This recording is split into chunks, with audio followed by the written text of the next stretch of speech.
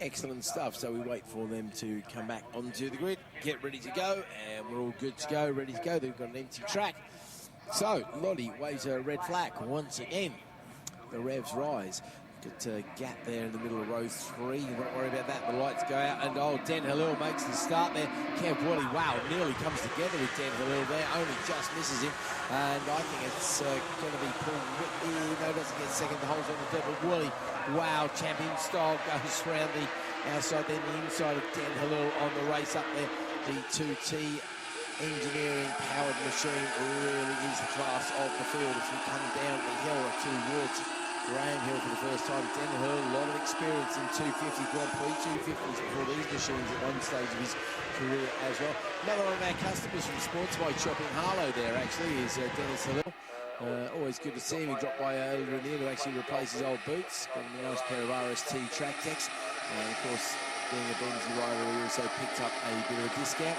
Sarah Osterholzer too, wearing boots supplied by Sports Bike Shop in Harlow there as well. Good to see Sarah strutting her stuff in the shop there as well, as Mr. Woolley makes his way across the line ahead of Den Halil. Then it's David Paul, so he's made a good start. They make out some places. Paul Whitney unfortunately going backwards.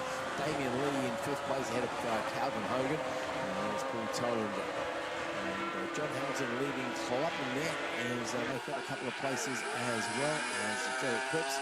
And he goes inside the top 10 as well for his trouble. Ricky Neal leads to Ricky Davis, leads to Ricky Ellison down the back there. But out in front is Woolley, staking his authority on this race. And once again, there's actually no catching this man. Don't let us coming back. Imagine so. He is definitely the class of the field. He really has been. Whenever we see him, he is always in sharp and strutting his stuff. The only person really, David Ball, has won a couple of races this year. And of course, AJ's taking some wins as well. But I will say, particularly when AJ was racing him, you do wonder how hard Mr. Woolley was trying. The simple reason he knows that AJ wasn't in the championship, so there's no point in killing yourself or risking yourself trying to stay with somebody as fast as AJ. Because let's face it, AJ is very hard to catch on any bike. He's a former champion, and that's not to act. He's very, very rapid. As we've seen today, when he nearly took the lap record away from Paul Young after 14 years, only missed out by a few hundredths of a second.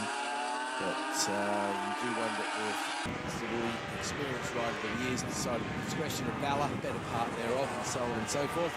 And he might as well just roll at home and pick up a couple of other medals to give a bit of variety to his collection. But today, he definitely wants that last gold as well. Some threatening clouds over here at Brands Hatch. I'm not sure what the weather radar is saying. I'm not going to look. I'm not going to put the mockers or anything at all. As we count the races down, only 2 races to go after this for our 2024 season. Been a pretty smooth day today, and we'd like to keep it that way. So weather interruptions, please go away. Everybody coming around quite safely. No great challenges, certainly at the sharp end. It is Kev Woolley who leads David Ball. Sorry, Andy. The tuner of the bike. 3.8 seconds back. It's Dan Halil, just 10th of a second talk behind. Then Paul Whitney another half a second behind as well. So that's a little bit of a battle developing there, really developing for 3rd place. Damien Lee trying to get on the back of that one as Calvin Hogan is starting to feel the old muscles starting to tense up a bit. Not as young as he used to be, but then none of us are, of course. Paul Toland, Andy Wales moves up a couple of places now into 8th place. John Hamilton is in 9th place, but still a leading clubman ahead of Derek Cripps, and it's Dan Goff who's the second of the clubmans there, the man from G-Force Motorcycles, who is so helpful to these guys in the paddock, supplying them with airbag cartridges and things like that. As the leaders come across the line, Woolley, Paul, Halil, Whitney is your order, so no change there, but I think that could change shortly, because they are definitely going at each other at a great rate of knots. Big midfield battle going on there as well. Goff, Flux, Neil Turner and Davis all very close indeed. Ellison a little bit further back. Stanley a little bit further back from him as the leading gang come down a 3-way battle there for the minor placings. Paul Halil, Whitney is where the battle is on the track. Certainly no challenge for the leader, who decides to go purple in sector 1 as well. So that shows the dominance of him. He's just getting on with it. He's not being challenged, not being threatened at all, but nothing whatsoever to prove. Over the line he comes. Does he go double purple? No, he doesn't. He backs that up with a yellow, but it's a 53.1, backed up with a 53.226. So we're a couple of seconds away from AJ's remarkable lap record. faster when he went out with Blue Hayes Grand Prix machines. Because his Grand Prix machine wasn't working, he went out with his TZR, and I think he went even quicker than the lap record he's done with the YPN. It's absolutely incredible rider, AJ. He really is such a nice guy too. One of the nicest guys you meet in the paddock. I know we say about quite a few people, but it's rare you don't see him without a smile about a large family group, really close family. The Johnson family, his lovely puppy son as well. Really do get on so well. Happy to help anybody as well. I know AJ was racing against Harry Fowler in the 600s as well this year. Harry had some problems with his bike, and it was AJ who was up till midnight helping him rebuild the engine and get the bike back together at Donington as well. And he nearly thought about not racing in the on the Sunday. He said that he wouldn't get a huge advantage over Harry, but unfortunately, Harry not able to finish his season this year. Lee and Hogan side by side across the line there. That's Damien Lee and Calvin Hogan. There's not much between those two.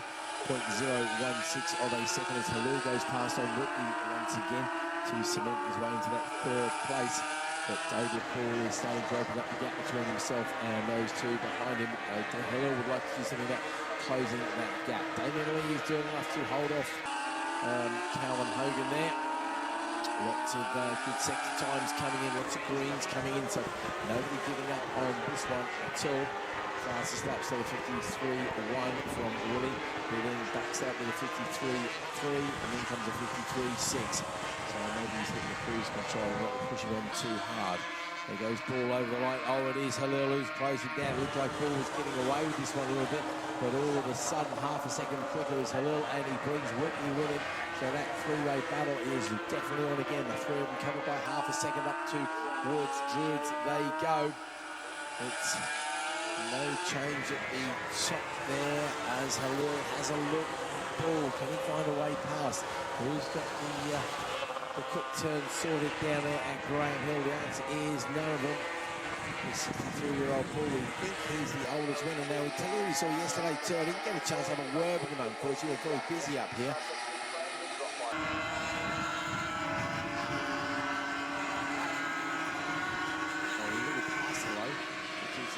Just slightly annoying because he managed to catch up with Pete, and he actually lent Tommy Caldwell from Dark Motorsport his bike, and Tommy Cochran left him at Donington before going into a couple of club wins. So Tommy not had experience of motorbike racing, but certainly a very quick, very impressive from the Dark Sport rookie a couple of years ago, the Dark Motorsport cross, quick with 2 and 4 wheels. I guess with a name like Tommy T-O-N-N-I, you've got to get what he is. 8 seconds nearly to the good head of Paul.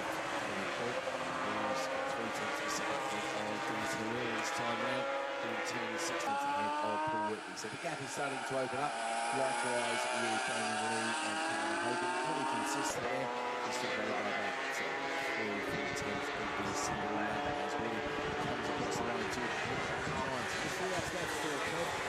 It's a 53.5, so consistently low, 55. David Paul, very secure there in second place. Whitney though, he's definitely got eyes on the prize as far as that third place goes. In fact, he's going for the suicide squeeze there on Halil. He does indeed, but Dan gets him straight back. But I don't know, strong on the brakes into Druids. Whitney doing really well there. Down the hill, they come pretty much side by side into Graham Hill. Whitney does indeed take the line, and he's going to hold on to that. So if Dennis wants to get that bronze medal, he's very extracted. He's running out of time very fast. Willie goes purple in sector 1. Incredible stuff. Just 2 laps left in the race when he comes across the line there. And he has gone quicker than anybody else in the first sector in this particular race. He goes yellow in sector 2, but it just shows you how little you can read into those yellow and red signals, because that gives him the fastest lap of the race at 52.9. But it's a 53.7, so Paul's at the PB as well. Behind him, Whitney gets in third place ahead of Halil by 3 4 tenths of a second there. Lee over Hogan is 3 tenths of a second as well as they set virtually identical times at once again in the low 55s. This is the big question. Down the hill we go. I do know he's got his fan club listening out there in Australia. Hello, Australian fan club. We'll be pleased to know that they really jokes about radios today. Few efforts, mate. Don't worry about radios. The leak go. Two Surtees once again. Halil Clyde's quick around the outside. He gets the outside pass at the corner. Oh, that's Whitney going very slowly, unfortunately. That's a great shame. Something mechanical is before him. Whitney, is he going to come into the kick? Is he going to hold on to the win? He's holding on to the track there. Don't know what's happened. I wonder if there's something stupid like stuck in gear. But David Bull over. Oh, sorry, it's not Whitney. Sorry, it's a back marker. Sorry, getting confused as they go through the back markers. Now, my apologies. It is really overrun for Bull, Whitney, and Halil. I think that was Whitney. He was going to go past the back marker. He's got confused because there's similar colours in the distance there. He's really now gets the last lap flag, and everybody else behind him does as well. Whitney and Halil. 3/10 of a second between the two, and down to Grant Hill they go. Halil has got the drive, but no, he's not close enough to try and pull even Whitney in front of him.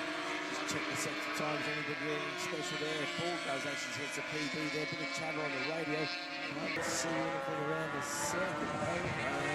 No, but great action there.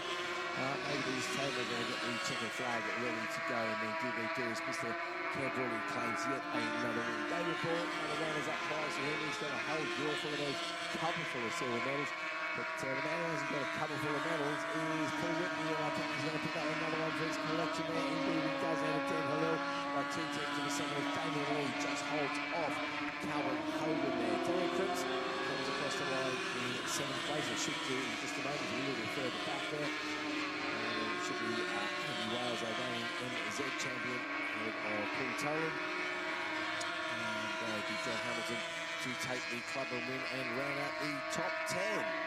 Okay, that's one more racing finish for 2024. So just 2 more races to go for the year.